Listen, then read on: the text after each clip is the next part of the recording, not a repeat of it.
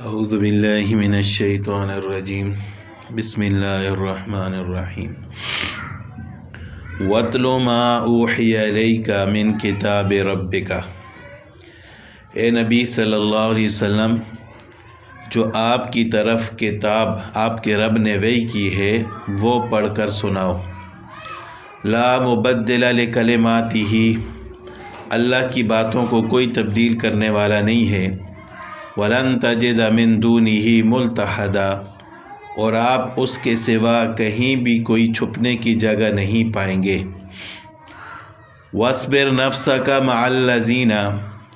اور اپنے آپ کو روکے رکھیں ان لوگوں کے ساتھ يَدْعُونَ رَبَّهُمْ،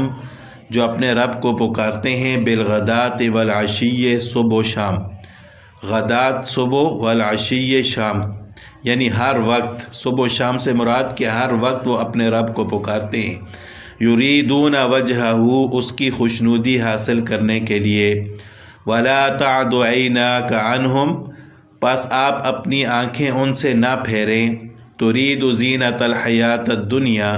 دنیا کی زندگی کی زیب و زینت اور رونق کی تلاش میں۔ یہ جو دوسری آیت ہے وَاصْبِرْ نَفْسَكَ مَعَ الَّذِينَ، اس کا شان نزول یہ ہے کہ عیینہ بن حسن، صاد کے ساتھ ہے، عیینہ بن حسن فزاری، جو کہ مکہ کا رئیس تھا،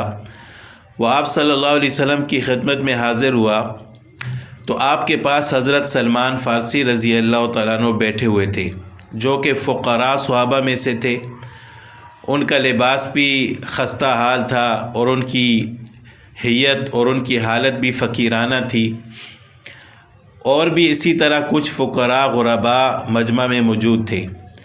کیونکہ آپ صلی اللہ علیہ وسلم کے اکثر صحابہ جو شروع میں ایمان لانے والے تھے وہ غریب ہی تھے۔ تو عیینہ بن حسن فزاری نے کہا کہ ہمیں آپ کے پاس آنے سے، آپ کی بات سننے سے یہ لوگ مانے ہیں، یعنی ہم ان کے ساتھ نہیں بیٹھ سکتے، ہم ان کے ساتھ ایک مجلس میں بیٹھنا اپنی توہین سمجھتے ہیں۔ اگر آپ یہ چاہتے ہیں کہ ہم آپ کے پاس آئیں، آپ کی بات سنیں، تو پھر ہمارے لیے الگ مجلس رکھنی پڑے گی، یا آپ اپنے آپ سے ان لوگوں کو دور کر دیں۔ تو آپ صلی اللہ علیہ وسلم کے دل میں بھی خیال پیدا ہوا کہ ابھی وقتی طور پر میں ان کے لیے الگ مجلس قائم کر دیتا ہوں تاکہ یہ ایمان لے آئیں۔ تو اس پر اللہ تعالیٰ نے یہ آیت نازل فرمائی کہ وَاصْبِرْ نَفْسَكَ مَعَ الَّذِينَ يَدْعُونَ رَبَّهُمْ بِالْغَدَاةِ وَالْعَشِيِّ يُرِيدُونَ وَجْهَهُ، کہ آپ اپنے نفس کو، اپنے آپ کو ان لوگوں کے ساتھ روکے رکھیں جو اپنے رب کو صبح و شام پکارتے ہیں اللہ کی رضا کے لیے۔ وَلَا تَعْدُ عَيْنَاكَ عَنْهُمْ، اور اپنی آنکھیں ان سے نہ پھیریں دنیا کی زینت اور رونق کی تلاش میں۔ یعنی یہ جو فقیر لوگ ایمان والے آپ کے پاس آتے ہیں، یہ اللہ کو صبح و شام یاد کرتے ہیں، اللہ کی رضا جوئی حاصل کرنا چاہتے ہیں، تو آپ ان سے اپنی آنکھیں ہرگز نہ پھیریں، یعنی ان کو اپنے پاس سے دور مت کریں۔ باقی وہ لوگ ایمان لاتے ہیں یا نہیں لاتے ان کی اپنی مرضی ہے، اللہ تعالیٰ نے تو ہر چیز کو کھول کر بیان کر دیا ہے۔ اب اللہ تعالیٰ کسی کے ایمان لانے کے محتاج نہیں ہے کہ زبردستی ان کو کھینچ کر لایا جائے اور ان کی فرمائشیں پوری کی جائیں۔ وہ اگر ایمان لانا چاہتے ہیں تو ان ہی غریب لوگوں کے ساتھ بیٹھیں گے، اگر نہیں لانا چاہتے تو ان کی مرضی ہے۔ تو یہ اسلام کی طرف دعوت دینے کا ایک اصول بھی ہے کہ اسلام میں سب برابر ہیں۔ جب اسلام کی بات ہوگی تو وہاں غریب، امیر، حاکم، محکوم، سردار اور غلام، یہ سب برابر ہوں گے اور ایک ہی مجلس میں بیٹھ کر دین کی بات کو سنیں گے۔ وَاصْبِرْ نَفْسَكَ مَعَ الَّذِينَ يَدْعُونَ رَبَّهُمْ کا مطلب یہ ہے ان کے پاس، ان کے ساتھ اپنے آپ کو روکے رکھیں کا مطلب یہ ہے کہ یعنی جس طرح آپ ان کو اپنی مجلس میں بٹھاتے ہیں، اہم کاموں میں ان سے مشورہ کرتے ہیں، ان سے بات چیت کرتے ہیں، ان کے ساتھ آپ تعلقات رکھتے ہیں، تو اسی طرح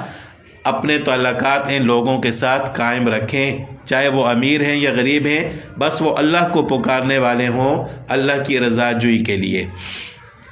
وَلَا تُطِعْ مَنْ أَغْفَلْنَا قَلْبَهُ عَنْ ذِكْرِنَا، اور آپ ان کی بات مت مانیں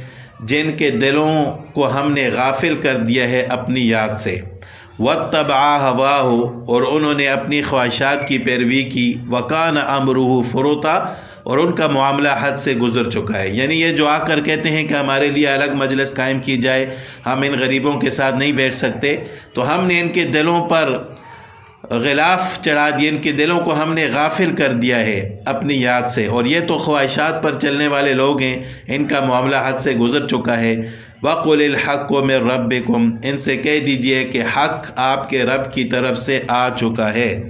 فَمَن شَاءَ فَلْيُؤْمِن، بس جو کوئی چاہے تو ایمان لے آئے، وَمَن شَاءَ فَلْيَكْفُرْ، اور جو چاہے تو کفر کر لے۔ اس کا مطلب یہ نہیں ہے کہ ہر کسی کی اپنی مرضی ہے، جو چاہے ایمان لائے اور جو چاہے کفر کرے۔ مطلب یہ ہے کہ یہاں دنیا میں آپ کو موقع دیا گیا ہے، اللہ کی طرف سے اللہ تعالیٰ نے پیغمبر بھی آپ صلی اللہ علیہ وسلم کی صورت میں آپ کے پاس بھیج دیے،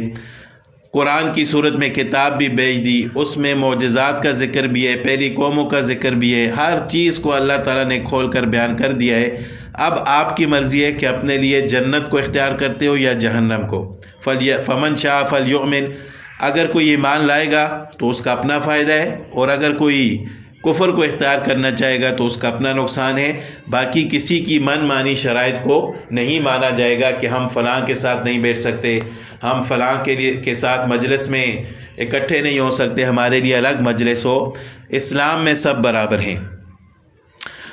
تو اللہ تعالیٰ نے فرمایا کہ اگر کوئی چاہتا ہے تو فَلْيَكْفُرْ، وہ کفر اختیار کر لے، لیکن یہ بات یاد رکھو کہ اِنَّا أَعْتَدْنَا لِلظَّالِمِينَ نَارًا، ہم نے ظالموں کے لیے یعنی کافروں کے لیے، مشرکوں کے لیے ایسی آگ تیار کر رکھی ہے، أَحَاطَ بِهِمْ سُرَادِقُهَا، جس کی کناتیں ان کو گھیر لیں گی۔ احاطہ کا معنی گھیرنا، سرادق کہتے ہیں کنات۔ کنات مطلب جس طرح خیمے کے ارد گرد کوئی چادر لگائی جاتی ہے، یا عام طور پر ہم کناتیں بھی لگاتے ہیں، یا کسی بلڈنگ کو گھیرنے کے لیے ارد گرد جو دیوار لگائی جاتی ہے، باؤنڈری وال جس کو کہا جاتا ہے،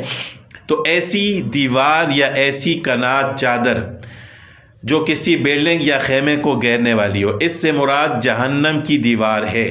یعنی جہنم کے ارد گرد دیوار اس وجہ سے لگائی جائے گی کہ تاکہ جہنم کی آگ کی تپش زیادہ ہو اور وہ تپش باہر نہ جائے، باہر والوں کو تکلیف نہ دے، اور اندر والوں کے لیے وہ تپش زیادہ سے زیادہ ہو۔ تو یہ مطلب ہے اس آیت کا کہ اس آگ کی جو کنات ہیں یعنی جہنم کی دیوار ان لوگوں کو گھیر لے گی۔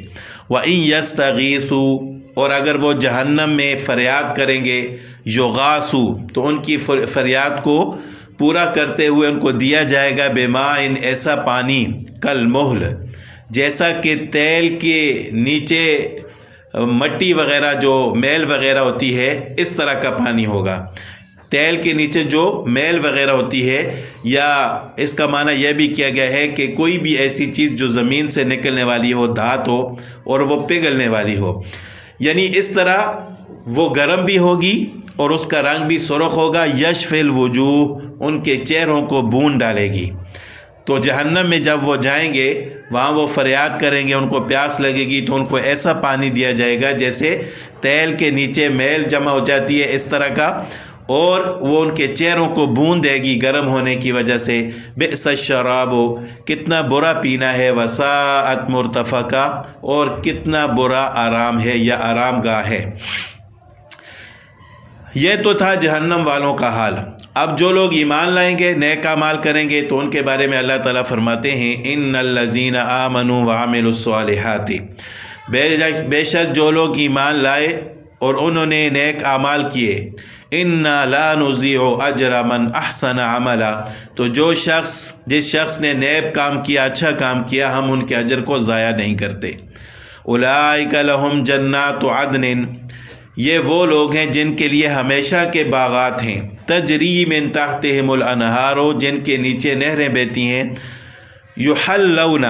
ایک تو ان کو ایسے باغات اور ان کے نیچے نہریں بہتی ہیں ایسے باغات ملیں گے، اور دوسرا ان کا اکرام اور اعزاز ایسے کیا جائے گا کہ یحلون فیہا من اصابر من ذہب، وہاں ان کو سونے کے کنگن پہنائے جائیں گے، اور وہ دنیا والے کنگن بھی نہیں، یعنی جنت والے کنگن ہوں گے، جس کی وجہ سے ان کی خوبصورتی میں اور بھی اضافہ ہو جائے گا۔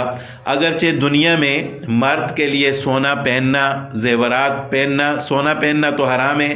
ریشم پہننا حرام ہے، لیکن عام طور پر بھی سونے کے علاوہ بھی زیورات پہننا مرد کے لیے مناسب نہیں ہے، لیکن وہاں جنت میں اللہ تعالیٰ مردوں کو بھی ایسا زیور پہنائیں گے، سونے کے کنگن۔ وَيَلْبَسُونَ اور وہ پہنیں گے ثِيَابًا ایسے کپڑے خضراً جو سبز ہوں گے، من سندس وَإِسْتَبْرَقٍ باریک ریشم اور گاڑے ریشم کے، یعنی ریشم کا کپڑا پہنایا جائے گا، لباس پہنایا جائے گا مردوں کو بھی، جبکہ دنیا میں ان کے لیے ریشم پہننا حرام ہے۔ تو وہ سبز رنگ کا باریک ریشم اور گاڑے ریشم کے کپڑے ہوں گے جو ان کو پہنائے جائیں گے۔ متکئین فیہا وہ اس جنت میں تکیوں کے ساتھ ٹیک لگائے ہوں گے، علی الارائک کے تختوں پر، یعنی جس طرح بادشاہ اپنے تخت پر تکیوں کے ساتھ ٹیک لگا کر بیٹھتا ہے تو وہ جنت میں اس طرح آرام کے ساتھ بیٹھیں گے۔ اللہ تعالیٰ ان کا ایسا اعزاز اور اکرام فرمائیں گے کہ سبز رنگ کے ریشم کے کپڑے پہن کر اور ہاتھوں میں سونے کے کنگن پہن کر تکیوں کے ساتھ ٹیک لگا کر تختوں پر بیٹھے ہوں گے۔ نعم الثواب کیا خوب بدلہ ہے، اوپر فرمایا تھا کہ بئس الشراب کیا برا پینا ہے، اور یہاں فرمایا نعم الثواب کیا خوب بدلہ ہے، وحسنت مرتفقہ اور کتنا اچھا اور بہترین آرام گاہ ہے، کتنی اچھی اور بہترین آرام گاہ ہے۔ اوپر کفار کے لیے فرمایا تھا ساعت مرتفقہ کہ کتنی بری آرام گاہ ہے، اور یہاں فرمایا کہ حسنت مرتفقہ کہ جن لوگوں کے جنت میں یہ نعمتیں ملیں گی تو ان کے لیے جنت کتنی ہی اچھی آرام گاہ ہے۔